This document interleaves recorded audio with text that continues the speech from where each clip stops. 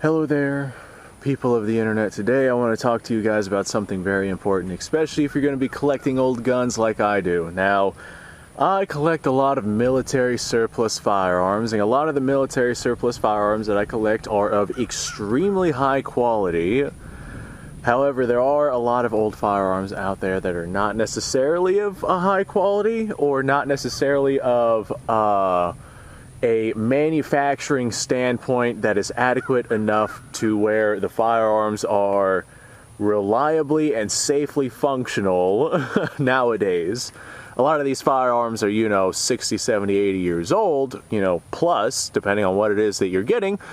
But the ones that I'll be talking about today are 50, 60, 70, 80 years old. Not necessarily the firearms themselves, but the ammunition can also be something that you would want to pay attention to, especially if you're shooting old ammunition, especially considering where it comes from. But we'll get into the ammunition here in a little while. This right here is my, let me see if I can't, hold on. I can't remember the designation, so I have to read it off this thing. It's a jumble of numbers. The J.C. Higgins model 583.20. This right here is a 12 gauge bolt action shotgun.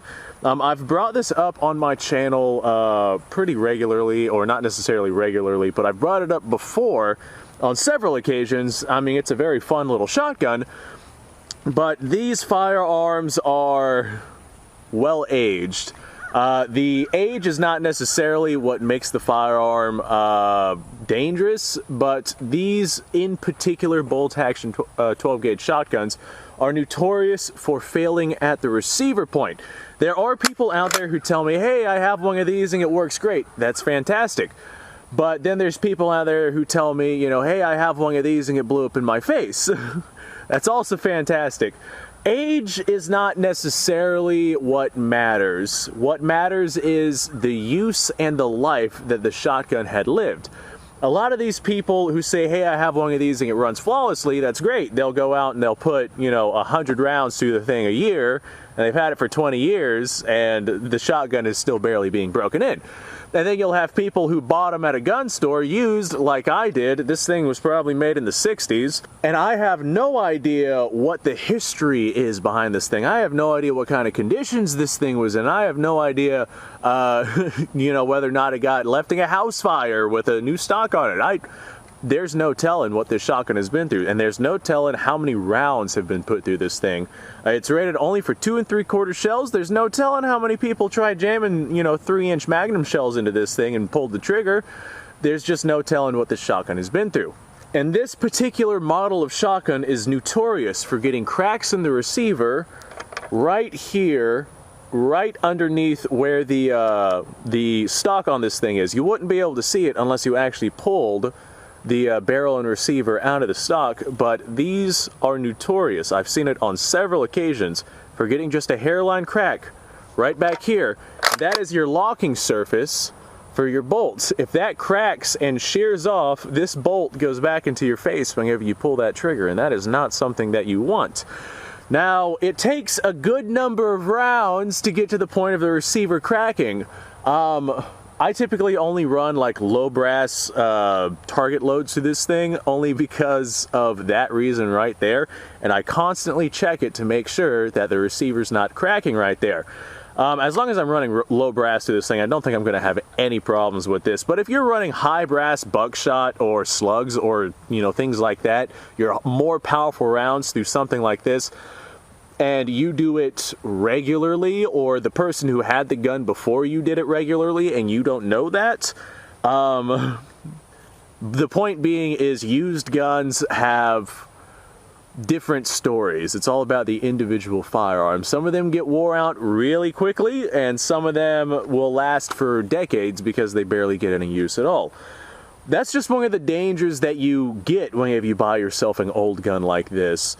Well, not necessarily like this, but just old guns in general. You don't know what that gun has been through. You don't know what it's seen. You don't know what it's done. You don't know if the wrong ammunition has been fired through it. You don't know if the headspace is off. You don't know a whole plethora of these different things. You don't know if the receiver is cracked on the headline, or hairline, cracked hairline crack. That's what I'm trying to say. You'll have to forgive me. I'm having another stroke. Anytime you're getting an old gun, you don't know what the story is behind it. You don't know what it's gone through. You don't know... There's a lot of things that you don't know about the firearm. Whoever had the firearm before you, odds are there's a reason that they got rid of it. Not necessarily always a bad thing, not necessarily always a bad reason, but there's normally a reason that they got rid of it.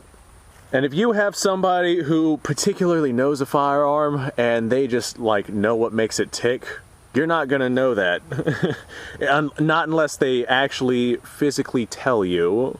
They're gonna end up selling it at a gun store, putting it on a wall. You're gonna end up buying it. You're 99.9% of the time, you're not even gonna talk to the previous owner.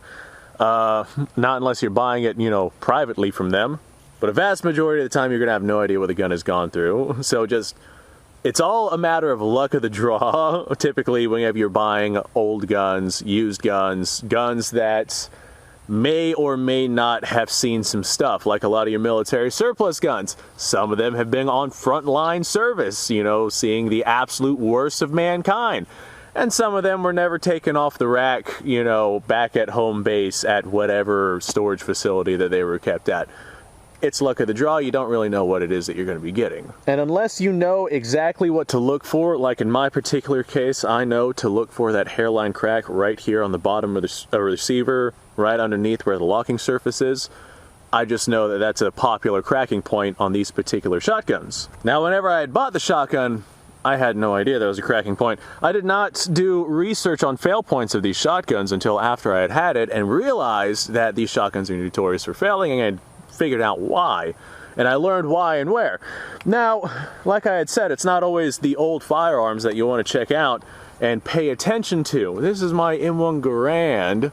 I mean, granted, this is an old firearm, but we're not going to be talking about the M1 Garand. I recently made a video talking about Turkish ammunition. I got some 30-06 Turkish ammunition. This is just ball stuff. Turkish ammunition is notorious for not being stored properly.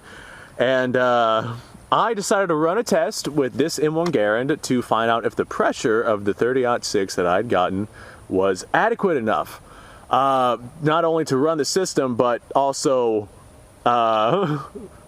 in the ballpark of where it needs to be to not damage the rifle. A lot of your Turkish ammunition is very high power because the storage conditions that they were in back whenever they were being stored by the Turkish military, they were not stored very well, and as a result, just the gunpowder burns a lot faster and a lot hotter than it was originally intended to. And as a result, a lot of your Turkish ammunition is just way more powerful than it was originally designed to be. I tested to see if 30-06 ammunition, the Turkish ammunition, was way more powerful than it needed to be. And what I tested turned out to be very good. It was right where it needed to be. But apparently, the brass itself has problems, because I have had several people tell me since I put up that video that they have problems with the cases of these things rupturing, and whenever they're running it through their Garands, what it will do is after the case ruptures, it will fracture the stock of the Garand due to the pressure that's being released out the back of the bolts. I guess I got lucky with the ammunition that I had ran. I did not have any case rupturing or anything like that. Nothing to blow up the stock on this thing. But I'm still not going to run any more of this Turkish ammunition through my M1 Garand, although it does still appear to be non-corrosive. I never cleaned this rifle after I had shot it, so it is non-corrosive. What I'm going to do is I'm actually going to run this specifically through bolt-action rifles. I have a couple of 30-06 bolt-action rifles that, even if the case ruptures on this stuff, it will not prove to be a problem like it would in a semi-automatic M1 Garand. In a bolt-action rifle, especially one that has one of those little gas prevention holes cut into the chamber to where if you have a case rupture, the gas has somewhere to go, those are not as big of a deal as having a case rupture inside of a semi-automatic system. That's whenever you have problems, especially from a full power rifle cartridge like the 30-06. So I will still be using this ammunition, just from bolt-action rifles and not from a semi-automatic. I digress, I'm getting off topic. There's a big risk that you take when you buy guns and ammunition that are not newly made or are used or have decades of stories behind them that you have no idea what any of the stories are. I'm sorry, this caught my eye. My goodness. Let me step back into the sun with this thing real quick. Look at the stock on this shotgun, dude. Man, that is gorgeous. It's like a redwood, but it's also got tiger striping on it. I've never really stopped to admire the shotgun. But man, that is some beautiful wood. That is really beautiful wood. Alright, sweet. Sorry, off topic. But as is the case with pretty much anything that you buy used, you have no idea what it is that you're getting yourself into. The only difference is if you buy yourself, I don't know, used plates or used clothes or used furniture. If you buy yourself stuff like that and it turns out to not be all that great, then, you know, that's not that bad. But if you buy yourself a used gun and it detonates in your face, suddenly your frisky feelers are gone and you're less handsome than you used to be. Now I have some low brass target loads that we're going to go ahead and blast through this shotgun. I'm going to go ahead and not run that Turkish ammunition through the Garand, just because of obvious reasons. I cannot quite remember how many rounds this thing holds, but I have 5 in my pocket, so it holds... Is that as far as that goes? Nope. Alright, it holds 5. Looks like it holds a maximum of 5 in the tube, and then 1 in the chamber, so it would hold a grand total of 6. I figured that, but I did not want to assume it. So now, we have 6 rounds of just target loads, because it's the cheap stuff, and it's fun to fire. Let's send some rounds. Downrange. There goes that one. Poor bowling pin has been through so much. Not only did they have to deal with being hit by bowling balls, but now they're having to worry about being hit by 12-gauge target loads. Alright, I'm going to go, oh, I don't know, just for the car over there. I got crap on the hood. I'm going to send around at that. Well, I don't know what the hell hit out there, but it sounded cool. Let's hit that spot again. Alright. Well, that was fun. I like this gun. I like the old bolt-action shotguns. They're a real joy to run. And the reason why I got a bolt-action shotgun was because shotgun ammunition is readily available and very cheap, at least these little target loads. And I just like running the bolt-action systems. The only problem I have with running this one, in all honesty, I got it for practice on running bolt-action systems because I wanted to run them faster, and shotguns would be a particularly good way to do that because I can get ammunition, you know, right from Walmart. But I discovered that as I was running this one as fast as I could, whenever the bolt's open, it can actually curve downward whenever it's, you know, not in battery.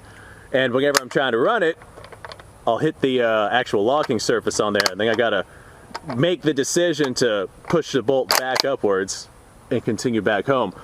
It's not that big of a deal in actual practice, but there has been several times where I'm trying to run this thing as fast as I can, and I just bend that bolt a little bit and make it to where it can't go home.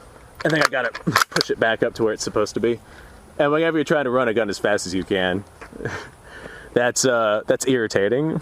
But not as irritating as having a full clip of 30-06. 8 rounds! And an M1 Garand, and being at the gun range, and not being able to use it. Oh god, I never thought I'd get blue-balled by my M1 Garand, but I guess that's what's happening. Oh, just the tip, baby. I saw this hilarious-ass meme a while back where this guy took this clip of ammunition and shoved it into the Garand, just like this. Hey, you get in there. Oh god, the bolt just closed home. Well, it tried closing home. I guess that's a good way to tell if your M1 Garand is loaded or not. Would this be classified as loaded? I mean, it's got rounds in it. It's not chambered, but I'm not sure what I would classify this as. Oh god. Well, that was easy to unload. I'm having way too much fun with this, I'm so sorry. Okay, just because I was playing with it, I'm gonna safety check the Garand. Yeah, it's unloaded. Just 100% sure, always double check everything. Check the 12 gauge, also unloaded, fantastic. Okay, but this is a point that I wanted to bring up because on several occasions I've broken out military surplus rifles, and I've had a couple of times where they've actually blown up in my face. Specifically, like your rifles that are notorious for not being great. And they didn't necessarily blow up in my face, it was more like headspace problems or ammunition not quite where it's supposed to be, or basically just blown out cases and whatnot, and stuck ammunition and things like that. Nothing like an actual rifle detonating in my face. That's something that you'd get from like a barrel obstruction. But I digress on that point. Keep in mind the risks that you take when you're shooting guns that are like 100 years old. Because there's a lot of risks whenever you're shooting guns that are like 100 years old, especially whenever they're guns that you don't know the story behind. I mean, hell, I have plenty of guns over there that I have no idea what it is that they've been through. Some of them have obviously been through World War II because of just the date that they were manufactured, but then I have like old school hunting rifles, and I have no idea what kind of conditions those were stored in. You just don't know. I don't know, you don't know. Unless you know, you don't know. Anyway, folks, thanks for watching. I don't really know where this video dribbled off to, but this is where we're at. Thanks for watching. Subscribe to the channel for more. I do this stuff all the time. Like the video if you like the video. Description down below has a link to all sorts of different things. And I'm gonna go find some 30-06 that I can actually run through my M1 Garand. I mean, some legitimate M1 Garand 30-06. I mean, I do have an adjustable gas system on this thing, so I can shoot commercial ammo out of it, but there's just something, there's just that thing, there's just that thing about shooting M1 Garand spec ammunition and having M1 Garand with its original gas system. There's just that thing. I'm gonna go do some ammunition shopping. You guys go off, have a fantastic day. Thanks for watching. I'm gonna pick up these shotgun shells too. Bye, guys.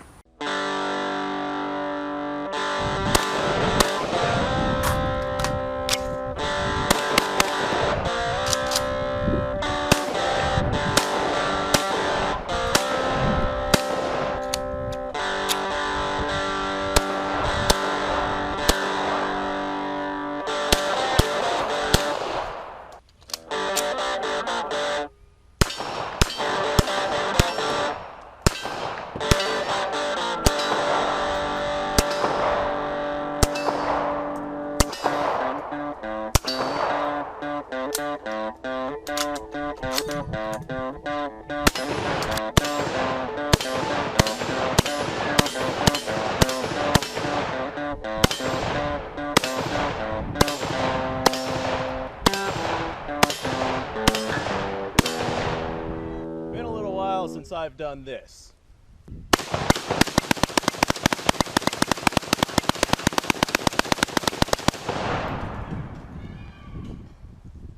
Bonnie and Clyde be damned. The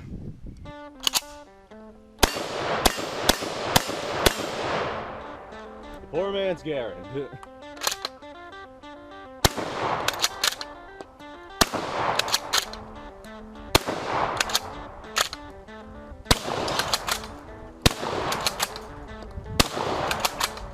Shame that bolt action shotguns aren't more mainstream.